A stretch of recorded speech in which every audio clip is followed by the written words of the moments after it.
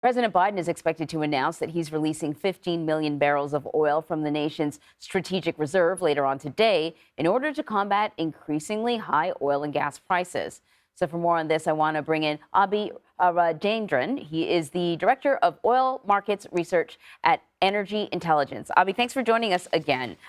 So this release of barrels is part of an ongoing release of barrels that was announced in March, 180 million barrels. Put that in context. Is that a lot? Sure. Yeah. I mean, it's obviously a significant amount of supply. Again, the as you noted, the announcement for the additional releases is part of the allocation that was already put out earlier this year, right? 180 million barrels that we've knocked out in roughly 6 months, maybe 7 months. Is a significant amount of supply. It's the equivalent of nearly 1 million barrels a day of supply. Not quite that, but about 800,000 barrels a day of supply. That's almost equivalent to, for example, the OPEC plus cuts that are coming up.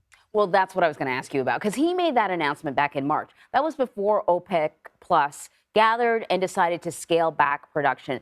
And, the administration has floated the idea that they could release even more barrels.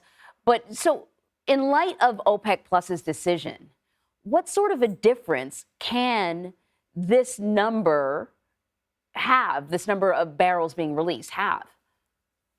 Yeah, I mean, I would just parse out two separate things. Earlier this year, I think the SPR releases were needed, right? We had a lot of uncertainties around Russian supply. The market was quite disrupted. OPEC Plus was adding supply, but remember, for the large part of this year, they've been significantly underperforming their supply additions, right? So the SPR releases were actually quite instrumental in one, keeping prices from overshooting to 150 or higher, and then also as the year went by to bring prices down.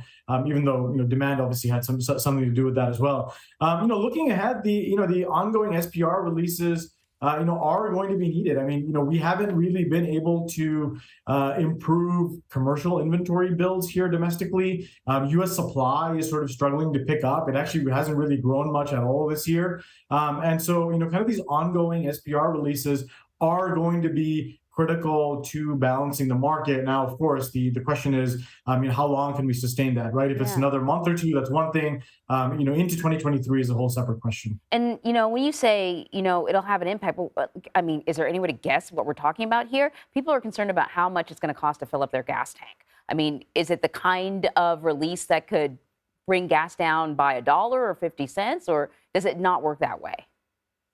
Yeah, I mean, we've already seen gasoline prices come down quite a bit, right? And then the SPR releases so far this year, did play a part in that. We're also kind of past the peak driving season, so you don't have kind of the same demand pressure as you would in the summer. That said, I mean, I think what you're likely to see ahead is maybe ongoing SPR releases, at least over the next couple of months, do more of not allow prices to break out too much to the upside as opposed to actually bringing prices down. I think demand is holding up okay, and same is true globally. And then I think the other issue is over the next couple of months, you have additional kind of supply questions and risks, right? The EU oil product embargo of Russian oil, the price cap and what that might do, and then of course the OPEC plus cut. So I think additional SPR releases are probably going to do more to not allow prices to go up, whether it's oil or gasoline, as opposed to actually bring them down. All right, Abhi, thank you very much. Thanks for having me.